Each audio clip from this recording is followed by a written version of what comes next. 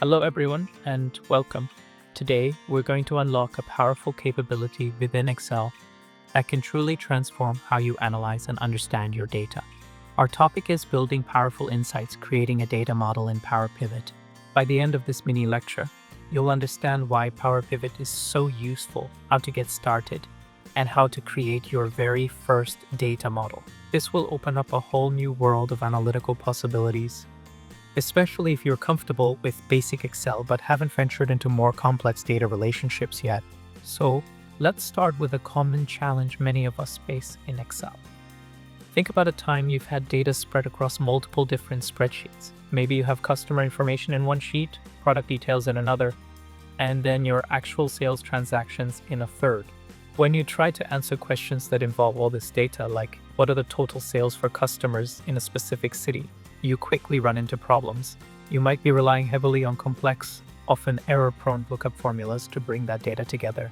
It gets messy, it can be slow, and honestly, it limits the kind of insights you can gain. Your separate tables act like silos, making it difficult to truly connect the dots. This is where traditional Excel can sometimes fall short when dealing with larger, more interconnected datasets. This brings us to our solution, PowerPivot and Data Models. PowerPivot is a fantastic add-in for Excel that was specifically designed to handle these kinds of challenges. It's built for powerful data analysis, letting you work with much larger data sets than traditional Excel can comfortably manage. And at the heart of PowerPivot is the data model. Think of a data model as a kind of central nervous system for your data. Instead of keeping all your information in separate, disconnected spreadsheets, a data model allows you to bring data from multiple tables, whether they're in Excel, a database, or even the web, and then, crucially, establish relationships between them. The benefits of doing this are huge, when you can easily connect data from various sources, and it's incredibly efficient even with millions of rows. It enables powerful analysis, allowing you to answer questions that span across all your different data sets. And ultimately, it creates a single, unified view of your data, simplifying your analysis workflow significantly. Before we jump into Excel, let's quickly solidify a core concept: data relationships. This is fundamental to how data models work. Imagine you have two tables, one with customer details and another with sales orders. How do you link them? Through common fields. We use two key terms here. A primary key is a column in a table that contains unique values for each record. Think of it like a social security number or a unique ID. In our customer table, customer would be a great primary key. Every customer has one, and it's unique to them. A foreign key is a column in one table that refers to a primary key in another table. It's the link. So in our sales table, we'd also have a customered column. This customered in the sales table is a foreign key because it points back to the unique customered in the customer table. That's how we know which customer placed which order. The most common type of relationship you'll create is a one-to-many relationship. This means that one record in your primary key table can be associated with many records in the foreign key table. This is a very common scenario in business data. You can see in our simple diagram here the one side, often the dimension table like customers, links to the many side, often a fact table like sales, through that common customer. Now that we understand the why and the foundational what, let's look at the simple steps we'll follow today. This is our workflow. First, we'll activate PowerPivot within Excel. It's a quick one-time setup. Then, we'll import our data, bringing our separate Excel tables into the PowerPivot data model. Next, we'll create relationships between these tables using those primary and foreign keys we just discussed. And finally, we'll analyze our connected data using a PivotTable to see the power of our data model in action.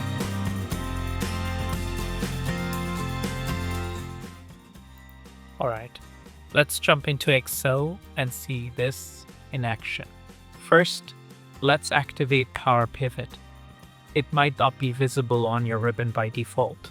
Sometimes, if it's already installed but hidden, you can simply right-click on any existing menu tab here on the Excel ribbon, and then select Customize the ribbon.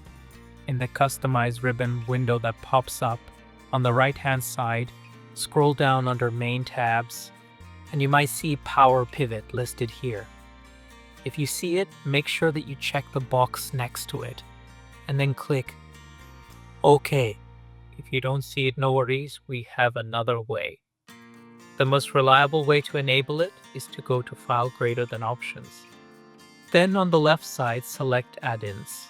At the very bottom of this window where it says Manage Excel Add-ins, click the drop-down and change that to COM Add-ins, then click the Go button next to it. In this COM Add-ins dialog, you should see Microsoft Power Pivot for Excel in the list. Make sure that you check the box next to it and then click OK. Excellent. You should now see a new Power Pivot tab appear on your Excel ribbon. This means the ADDN is active and ready to go. Go ahead and select the Power Pivot tab now. You'll see that it's organized into several sections. We have the Data Model section, which is where we'll manage our primary Power Pivot window. There are also sections for calculations, tables, relationships, and settings. These are the standard features Power Pivot offers.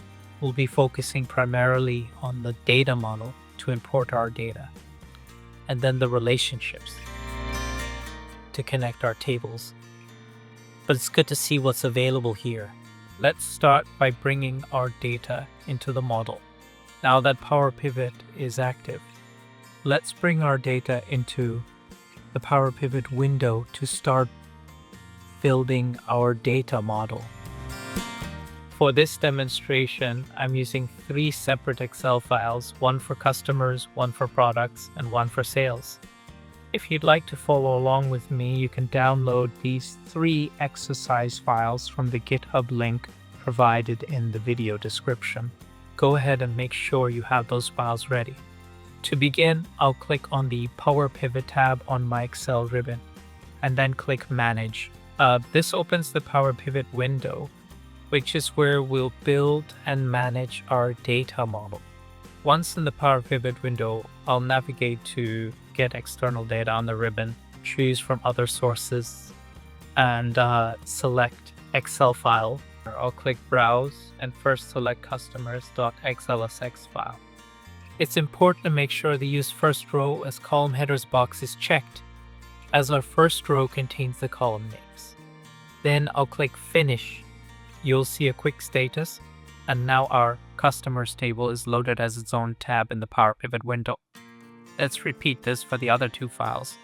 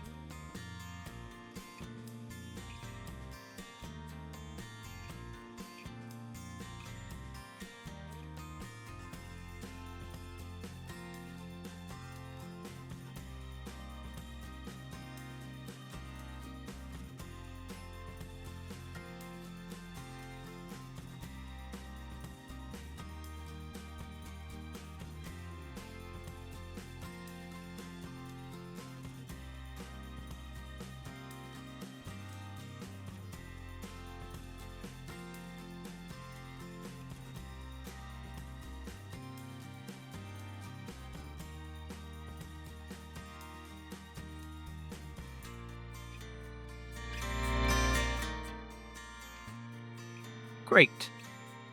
Now we have all 3 of our tables, customers, products, and sales, loaded into our Power Pivot data model. Notice how they appear as separate tabs here, just like individual sheets in Excel, but they're now all living together inside this powerful Power Pivot environment, ready for us to connect them. This is where the magic happens.